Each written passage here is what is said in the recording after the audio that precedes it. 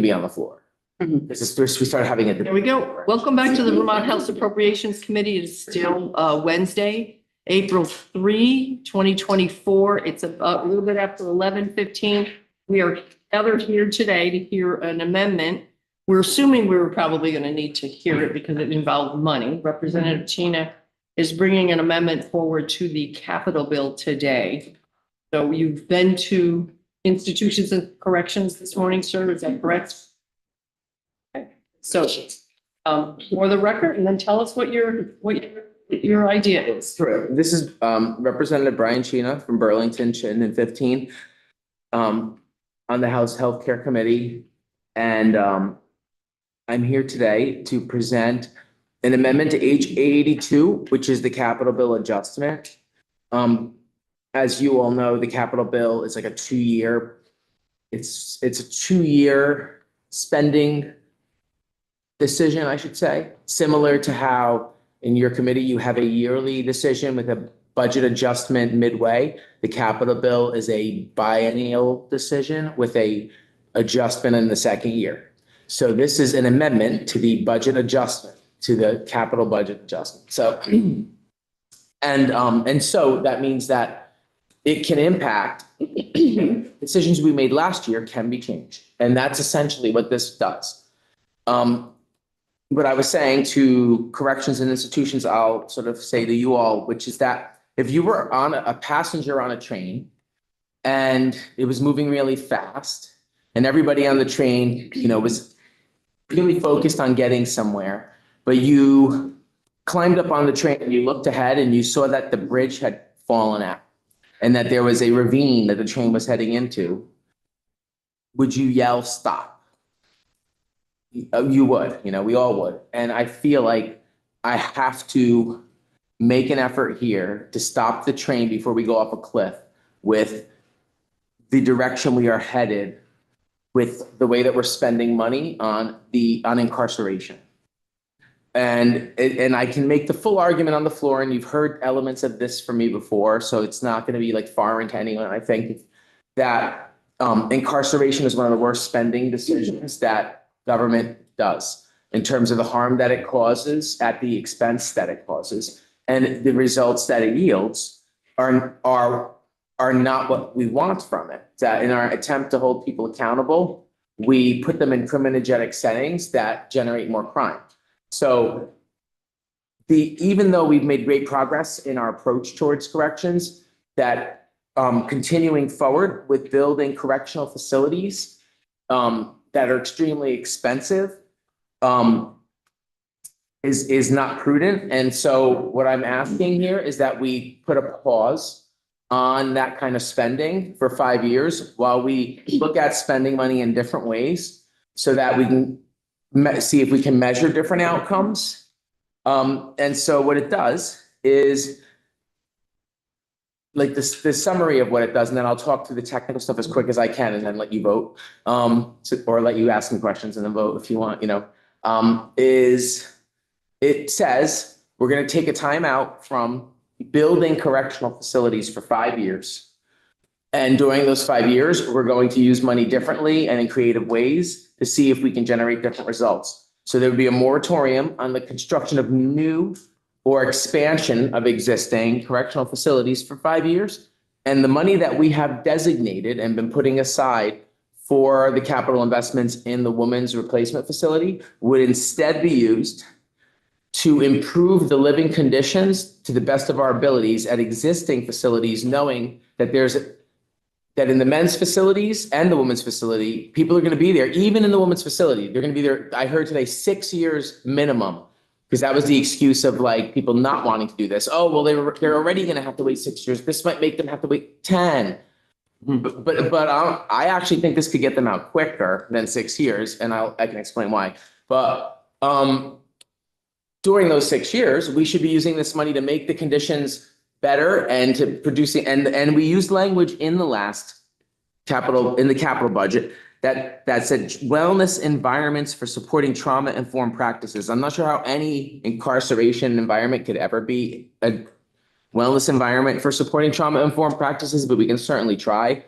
So instead of designing a facility that gets built in 6 years that does that. What I'm proposing is we take the 13 million and we make the existing correctional facilities as close to wellness environments for supporting trauma-informed practices as possible while we figure out a better way to house people whose freedom need to be restricted because they're sentenced for committing a crime. So then moving forward, there's one other, so it has a moratorium. It designates that money be used for that purpose. It also, in the capital budget adjustment, there is language around the state looking to purchase land or trade land, and a study on using the current women's correctional facility as a men's reentry facility.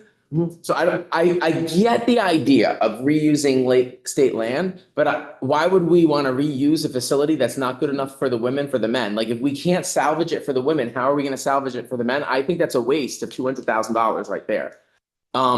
That alone, like, we're gonna spend $200,000 to have the state say, yeah, we can't use this for anything else. Like, we pretty much know that.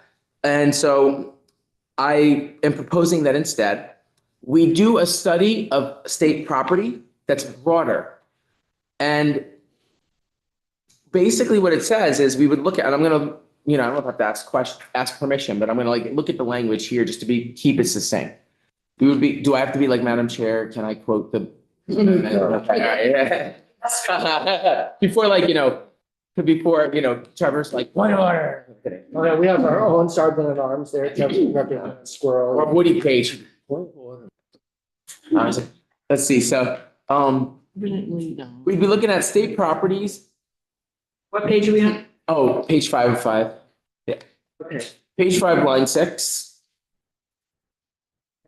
Number 1, it's state properties that could be utilized to provide, so we would be looking instead at how can one property be turned into another kind of facility. We would unite buildings and grounds, corrections, human services, and the regional planning commissions Get out of the calendar. to look at state properties around that all across the state. Did you find it? Yeah, I'm looking at it from the Okay. calendar, not the. I printed it out, so we're looking at. All right. We're all literally on the same page or different pages of the same page. Okay. Yeah.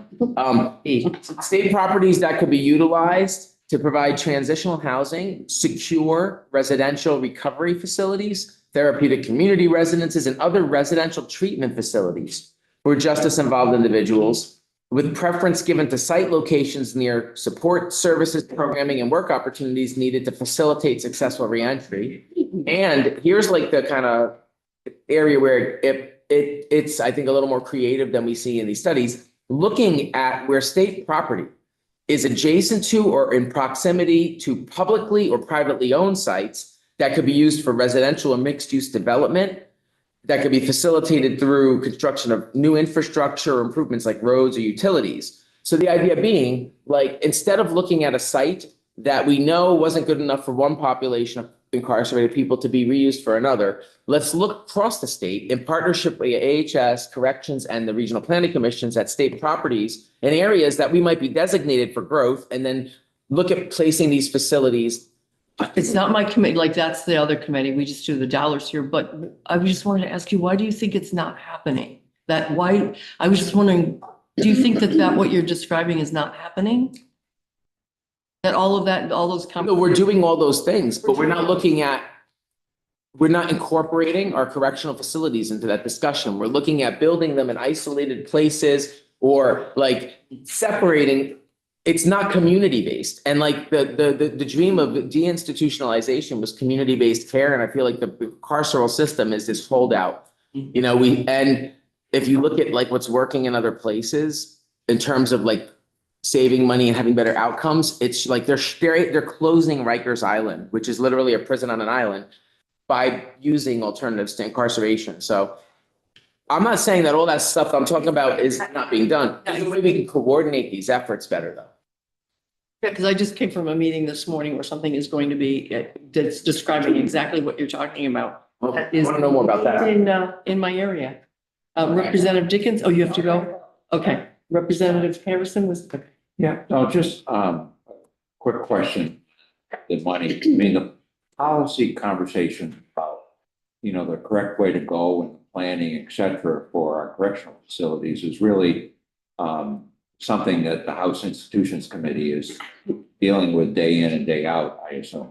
But I'm interested in the money, and I'm wondering, because I don't see any reductions, and I may be just not looking at the whole thing, but, you know, subsection B3 said 700,000 increases up to 5.15 million.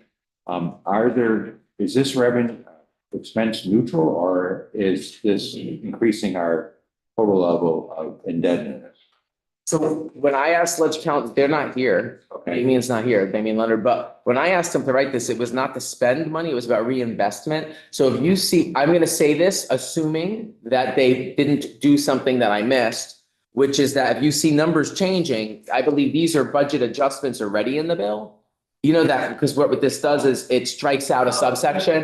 2.5 to 2.6. Exactly. In the bill. Yeah, I think. That wasn't your money. Okay. No, I think that's the adjustment they made. What I did is things like, you know, erasing the women's facility and saying it's gonna be used for, and the other thing is there's language that repeals the language from last year saying there's gonna be a women's facility. So, and because last year we said there was going to be one, but I did not change the total amount of spending. I think the spending policy decision before you is, To come here. Well, it's still putting numbers. So Yeah. you didn't change. it. Yeah, exactly. Numbers. None of those dollars were changed by you. That was all changed by the committee. Well, yeah, I think so. I think unless there was a mistake, unless there is what do they call it, Scrivener's ever, you know, that I didn't catch because I'm not looking at the exact, because my intent was not money, yeah. It was about reinvestment of spending, not about spending more or less. But that's why, because he has language in there around the wellness environment. So using the 13 million, it's changing the use of the money. And Yes. that's why we're here. It's reinvestment. Because the women's correctional facility and reentry facility replacement planning and design would still need to happen. No, So, I mean, it would still need to happen. It's just you're taking the money away from that purpose to something else. no, we repeal it. We say we're gonna put, what this bill does is it says we're gonna stop planning a replacement for the women's facility. That we're gonna stop the current process of planning for the replacement that they're on. And we're gonna use a different process. I think that's what I would say, to replace that facility and all of the facilities eventually. so, Madam Chair, Yes, sir, go ahead. I just want to understand. So first of all, one question. This is a really interesting and major thing. Was it ever in a bill? Yes. What happened? Uh, Where did it go? What happened? We had debate about it and the committee Which last year, committee? the corrections and institutions last year.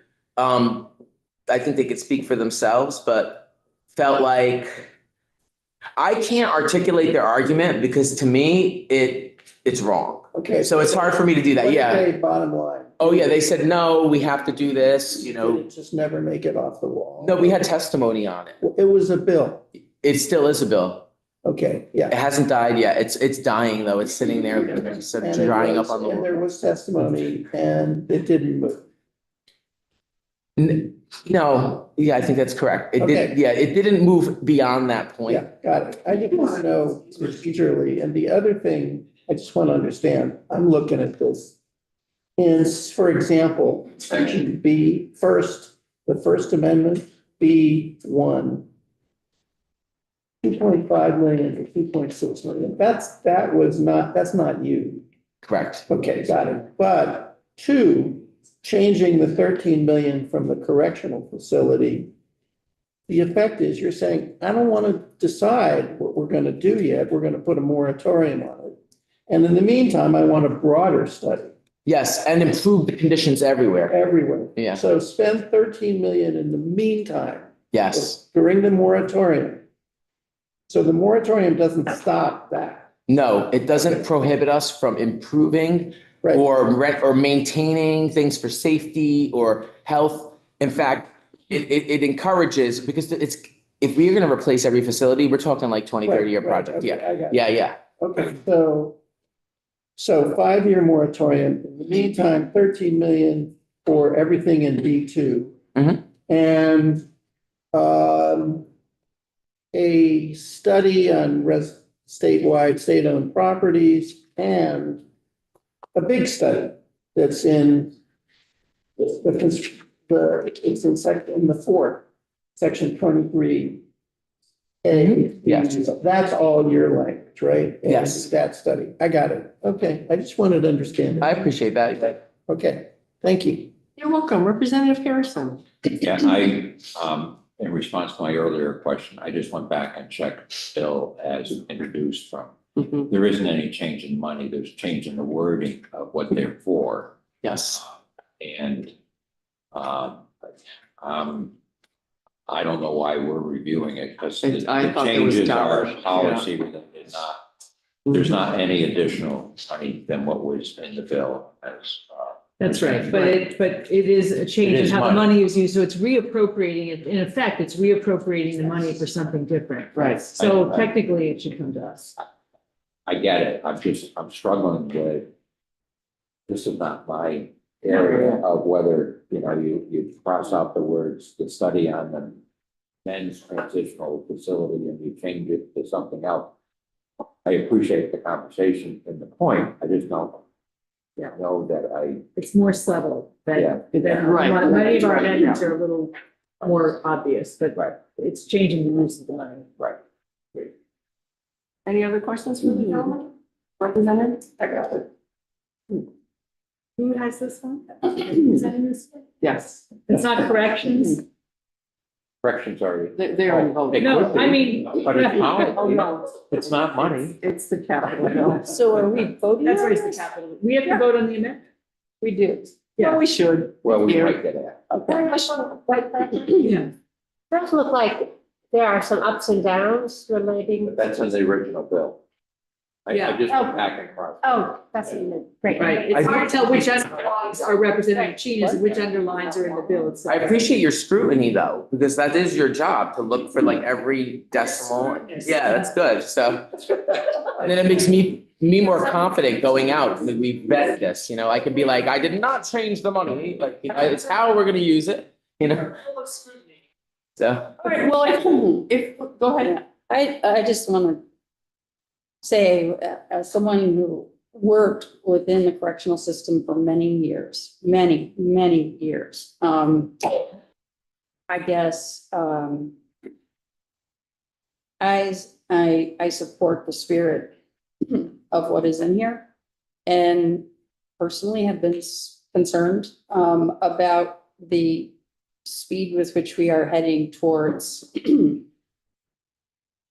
this facility, and also knowing too that the Chittenden facility really should be raised altogether. I'm very familiar with that facility. That said, I know that I will vote with the committee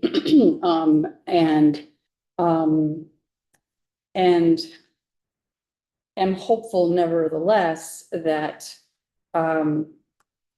that we will have robust discussions about these issues through the rest of this term and beyond. So at any rate, thank you for bringing this and just raising awareness about. I think I would agree. We all would like it to move a lot faster than it's been moving. We've been talking about this since I was back in that committee, and that was 7 years ago. But also, go ahead, and then I'll make. Representative Page and then Representative Mahalan. I'm curious, are there any states that have correctional facilities based upon your suggested ideas?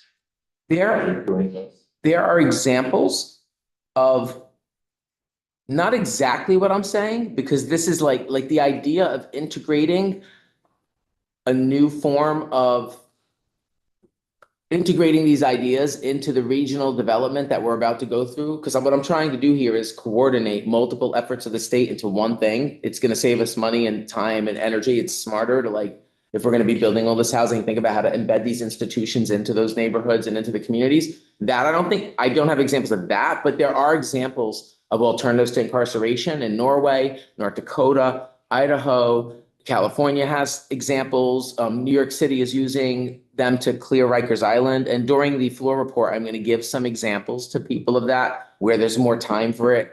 I don't know if it makes sense to get into it here because I have to go back to corrections. You have a lot to do, but I will give a few examples on the floor of how this is working. And in Vermont, I will leave you with this, that in Vermont, we have one secure residential recovery facility. It's the River Valley residence in Essex. It's what we built where Woodside used to be.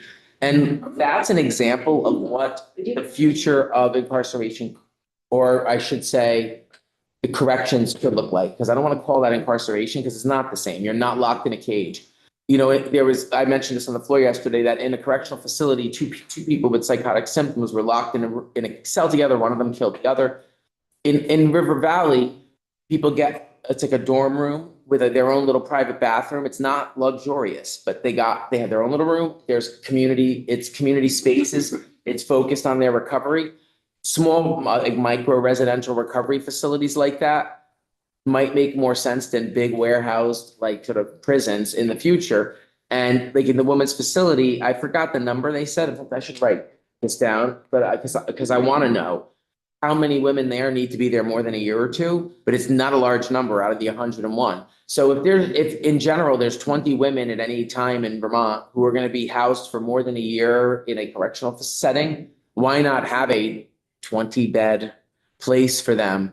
And then a few other micro residentials, maybe there's one that it's like dorm rooms where you stay, where you're detained, that are secure. Maybe when you don't need to be there, it's a floor of a building that the state owns, and the other floors are different kind of housing for people who need supportive housing, or maybe. So that idea of embedding it that much into the community, I don't know if anyone's gone that far yet, but I think that humanity is moving in that direction.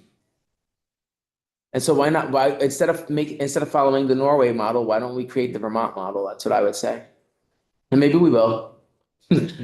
So, All right, well, any other, who's missing? Or So I don't want to detain you. I mean, I like. was that a pun? Hey.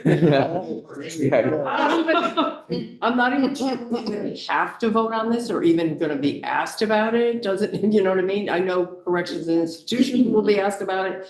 We may not even be asked if we're gonna, but I feel like I gotta say, I think this is part of a larger problem, which is we don't plan enough. In other Yes. words, we act ad hoc. And what I think he's trying to do in part is address that.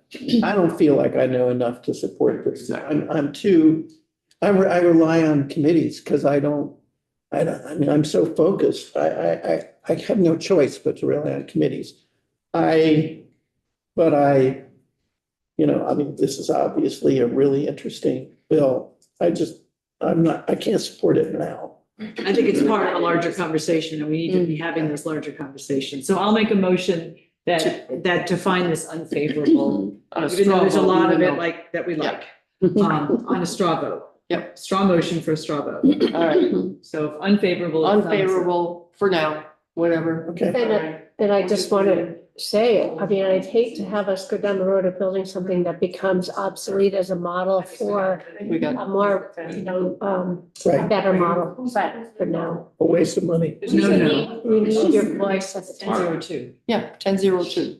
Thank you. Well, it would be nice if when you say that, you say the same thing you just said. Like if you said, we're not ready for this because we don't know enough, Yeah. but there's some strengths to this idea. That would be great to hear. I do think it's worth every now and then ruffling feathers and introducing an idea that is not conventional, because what it does is get people to talk and think. And I have seen results from that, whether it comes from a progressive or a Republican. You know, it doesn't matter who, like when people come in and who may not be, and that doesn't mean Democrats don't have like weird ideas either. I was just using us as examples of the minorities, you know? I can deal with that. Okay. You know, so that being said, thank you. Thank you very much. Thank you. Committee will head out to lunch, then we have floor at 1:00. And then tomorrow, watching the weather, we have scheduled for 10:30-ish, 10:30 with a security briefing. But depending on the weather, if that doesn't happen, we can just reschedule that. That's the only thing we have in the morning. So that gives us lots of time tomorrow morning to have to deal with whatever it is people have to deal with. And then we have floor at 1. Sound good? And then we're still working on something fun, a couple of fun things to come up in the next week. All right. With that, Aaron, I think we can go offline. We'll see